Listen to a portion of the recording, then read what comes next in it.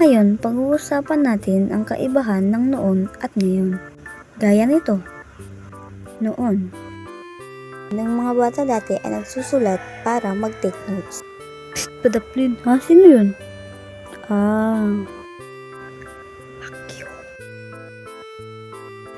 Ngayon, okay class, yung may take a notes. Ngayon, pinipicture na lang nila para mag-take notes. Diba? Ang galing. Taga na ulo eh. Di ko matawag picture. Noon, ang mga kabataan ngayon ay nagpupunta sa computer para maglaro. Pre, bilisan mo, baka mahuli tayo. Oo, ito na, saglit lang. Ngayon, sinong gustong mag-ML? Oy, ako, B1 to. Oh, diba? Hindi mo na kailangan pumunta sa computer kasi nasa cellphone na lahat. Noon, dati nung mga bata pa tayo, pumibili tayo ng tip sa tindahan para makanood ng movie.